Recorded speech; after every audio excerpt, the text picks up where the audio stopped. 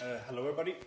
My name is Lukas. I am a consultant working at Erlang Solutions, and I've been spending the last 4 or 5 years or something at Ericsson doing development on the Erlang virtual machine, so doing C programming mostly in there. This talk is going to be very Erlang-centric because it's Erlang, and I'm going to try to explain the algorithms and ideas we use to distribute and become and scale on different hardware. Trying to explain and see a bit about how WhatsApp reached their magnificent figures or whatnot. And it's a kind of a difficult problem to do, and it's something that not many other virtual machines try to do. We try to be an operating system for you, basically. So when you write your Linux kernel, they schedule processes. And they might schedule 100, 150 processes running at the same time, possibly up to 1,000. We try to manage somewhere in, I think we've maxed out, the biggest one I've seen is somewhere in the region of 8 to 10 million running at the same time. And people keep pushing this boundary, and really the boundary is the amount of RAM memory you have on your computer. As such, I've seen there's a couple of machines with about 2-3 terabytes of RAM that are running Erlang that have quite a few processes in them. So I'm going to try to explain what we do and how we decide where things are supposed to be running. So we're going to talk about processes, which is Erlang code executing inside the Erlang virtual machine. So that's your sequential Erlang code. Ports is another concurrent entity you have in Erlang, which runs C code, so which interacts with your operating system beneath you. An example of a port is an open file. So you have a file that you're reading or writing for, that's a port. Another thing is a socket connecting to a TCP connection. That's another instance of a port. So these are concurrent entities in Erlang. So you send messages to and from ports and processes in a similar way. So you communicate by message passing between processes, and you can also do a process-port communication. The third thing that we're going to talk about is timers. So timers is an integral part of most software development. You want something to happen at a timeout later on. So if something doesn't happen for 4 seconds, you want something to happen. If you want to wait for a response for 1 minute, scheduling when these types of timers happen is quite complex when you start to have a couple of billions of timers in your system. And then we're going to go on to the scene, deciding where things should be run. So if you're in a multi-core system, this fits the thing with having a couple of million processes in the same system, fits quite nicely. With Erlang, so we try to load balance and do different things there. So load balancing these things, and then I'm going to end talking a bit about profiling.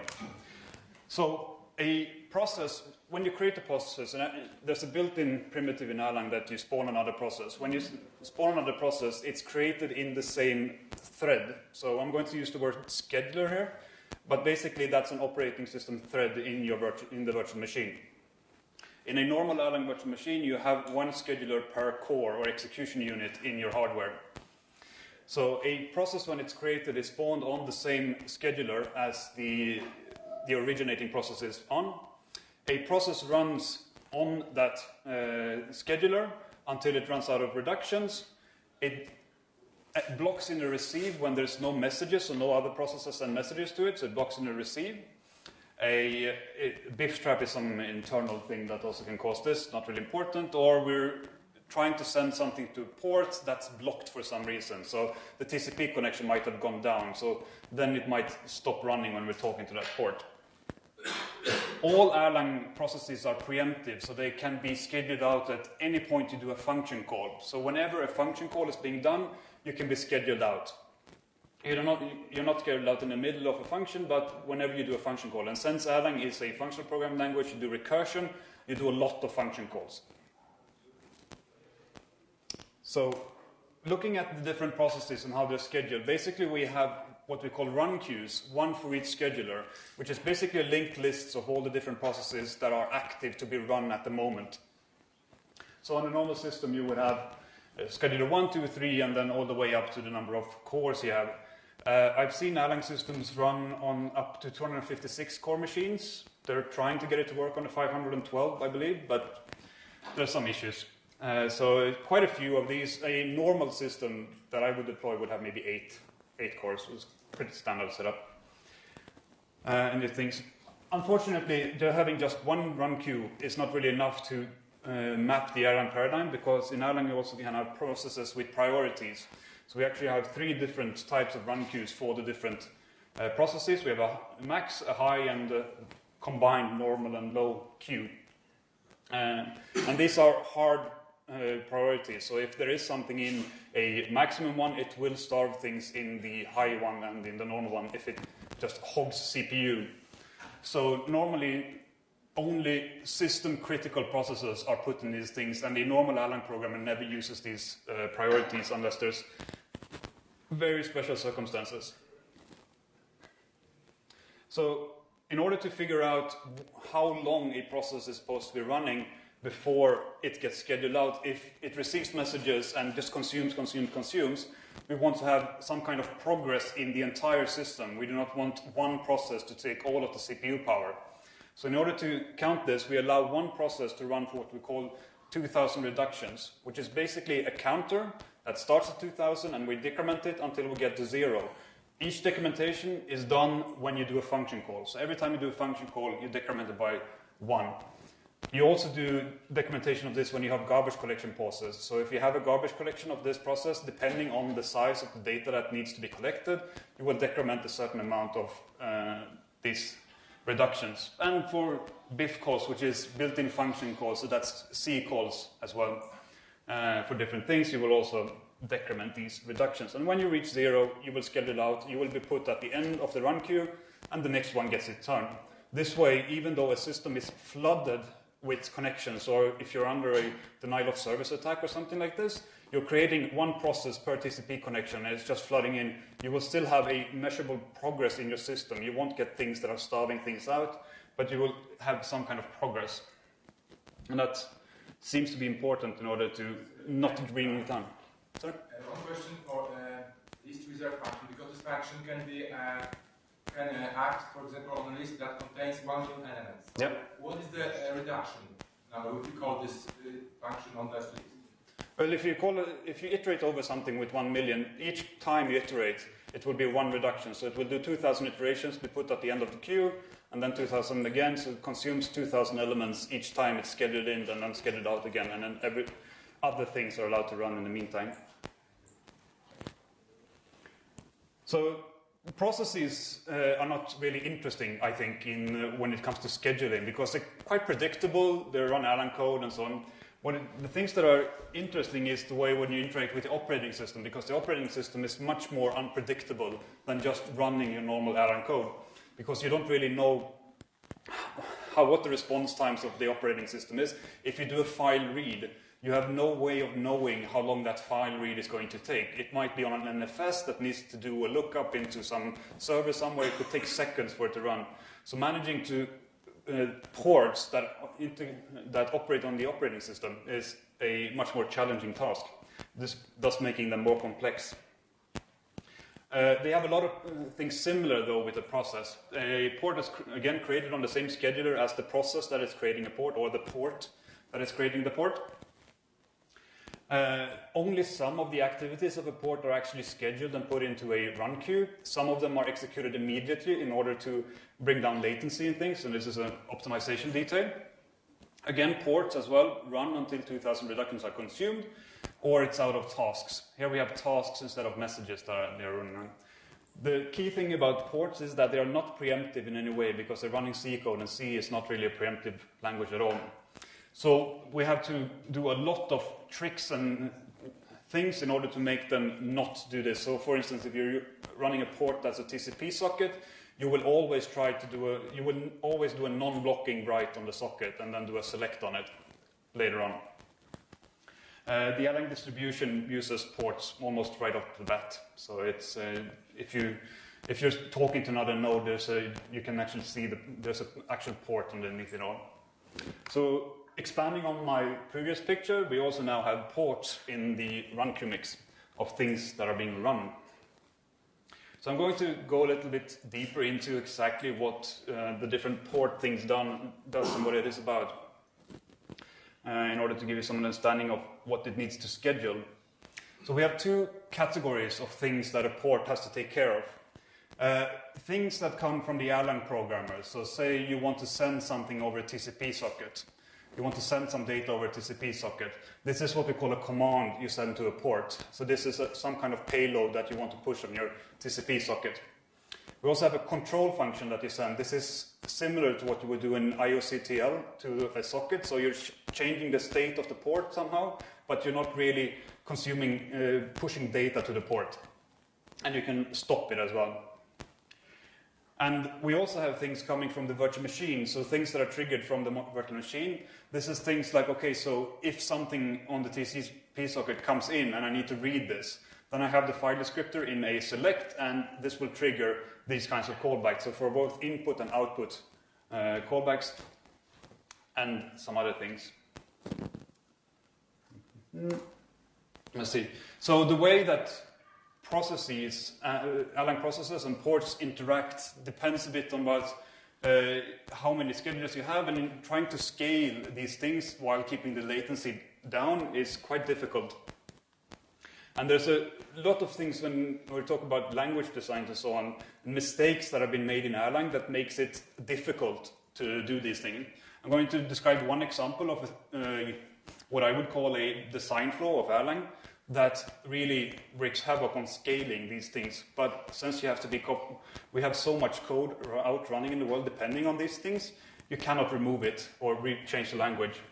So you just have to live with it and make clever solutions that work around it. So when you're talking to a port, you do a command. So you're delivering some kind of payload that needs to be written to a file or sent over a TCP socket.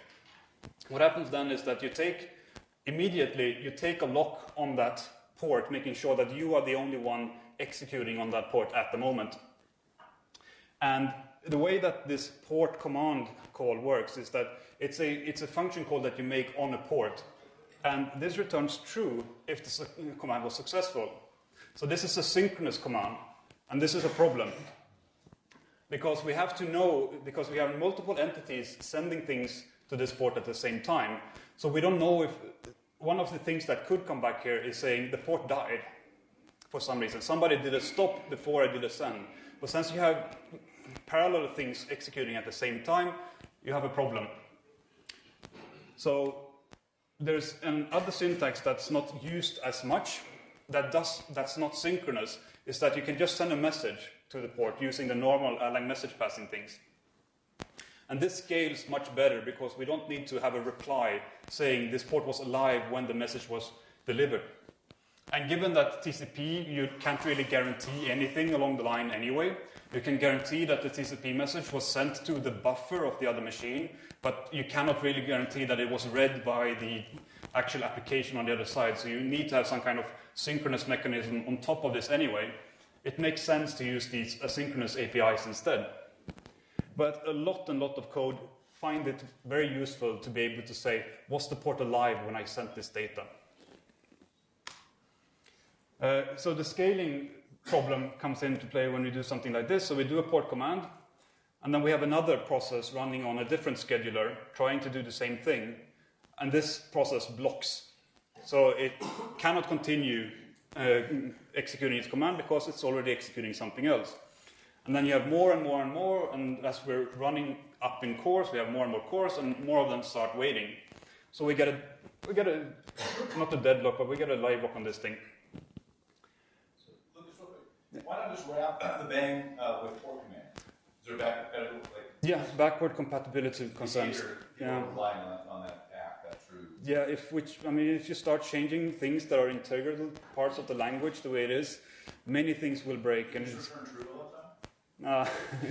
People depend on these things working. It's not just TCP because it's unreliable, but if you have things like SCTP and these things where you can actually act on things, or if you're interacting with something else that is actually a reliable thing, then these primitives become useful. And just because it's like one of the good things, like if, for instance, if you're working with UDP, you have absolutely no guarantee that the things work actually. So I was playing with the idea of making the Erlang UDP driver just send everything to dev null, because you don't have any guarantees at all, and it's the same thing you have there. So, but you can do some guarantees to get it along the way, and these small things are helpful for the programmer.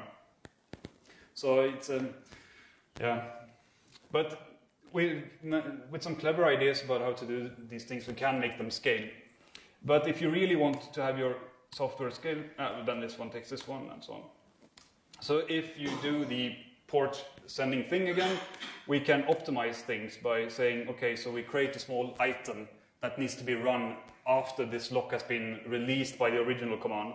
We still want to do the original command because this brings down latency a lot. Instead of automatically scheduling and putting it into run queue and then going back, that will increase latency by a lot. But if we can go directly into the port and immediately execute the command and then return, that brings down latency. And then all of the things we know that this will halt the system, we can add more and more and more processes, and we put these tasks, and the processes can continue executing, not caring about this thing. But you lose the fact that you don't know if the data was actually delivered out on the TCP socket at your end. And then you release the lock there, and these tasks can take the lock, and you consume these tasks on the other side.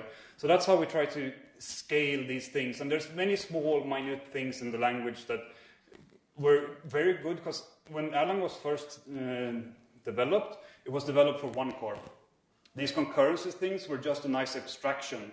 It was not there in order because you had many cores that you were running on.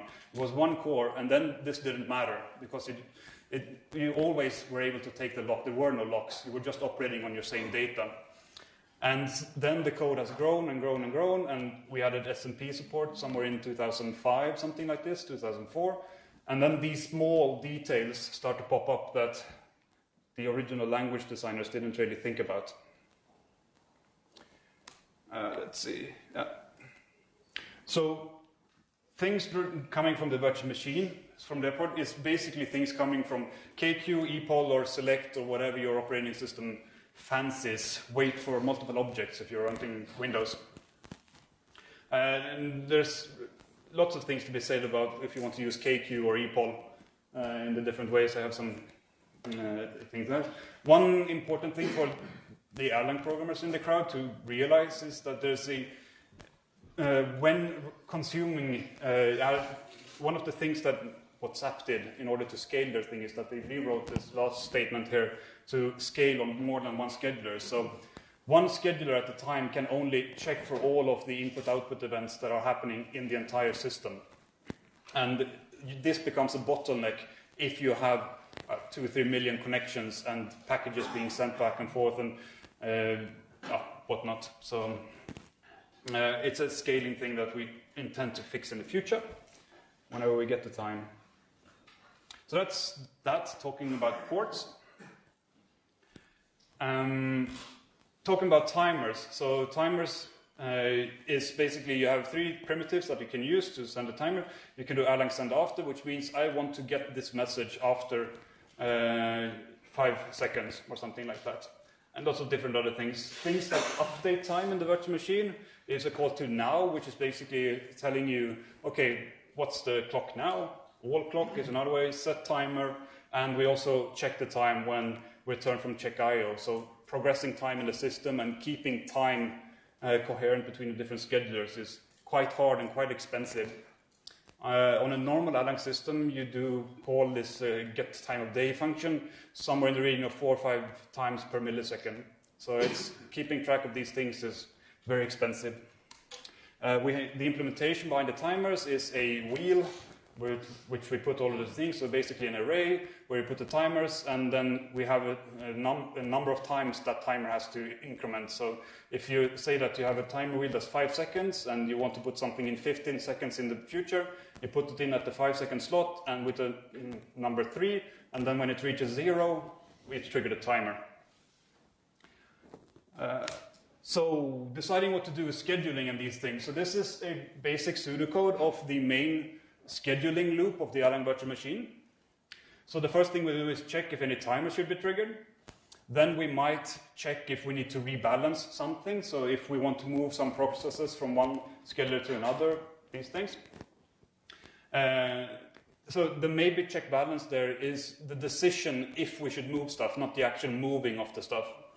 Later on there in the third entity, we do actually the migration of the processes between the different schedulers.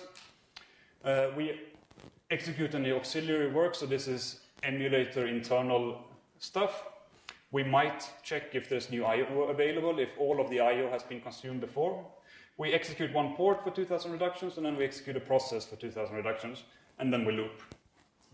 On and on and on and on, until we run out of work, and when we run out of work, we go to sleep. Now, load balancing here is a tricky issue, because load balancing, what you want to achieve is that you want to have a good load on your processing while not doing any processing to figure it out. Most of the fancy, cool algorithms that you can think of, oh, but if I know these things, it's normally too expensive to actually collect the data than to what you gain from doing it. So the main mechanisms for Erlang is task stealing. So task stealing basically works like this. We put a lock on ourselves, preventing ourselves from being task stolen from before, from something else. We take the task from the scheduler that's one number above us. And here we see one job is consumed. And then it tries to take that one and says, no, not possible, because we have a lock on ourselves. It tries to take the next one, works with that, that's fine. And then we put a lock on ourselves. That work is consumed. There's no work there. So we take the high priority work of the first scheduler and move it to our run queue, and so on.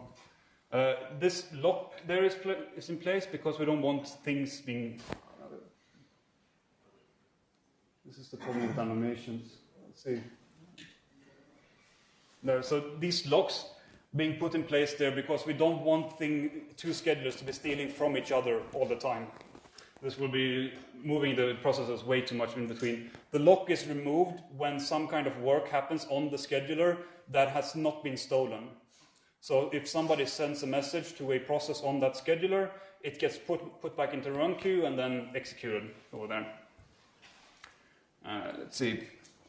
So the task stealing is basically the basic variation, and then we have something we call load balancing, so the migration logic as well. It looks at lots of different factors, and we try to move load so that we compact it to as few schedulers as possible when we do that, because of cache constraints and also because we want to be green and nice and be able to shut down the cores that we are not using. So if you're loading your system at 25% capacity and you have 8 cores, then we strive to make it so that your work lands on only the 2 cores that it actually needs.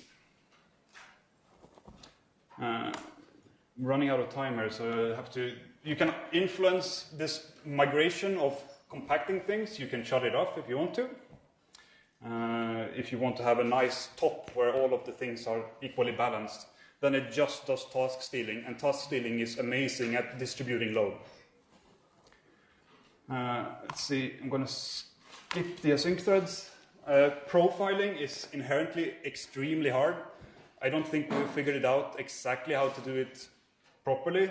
You need to benchmark applications and see what happens and have lots and lots of text printouts to figure out what's happening. The virtual machine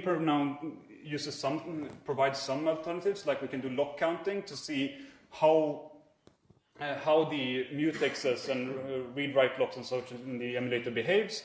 And you also can use operating system tools like cache low profile, gprof, some other things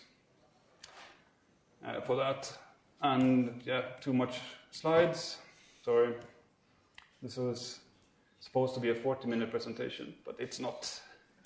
So we have questions here. So that's my presentation about these things. It's very basic.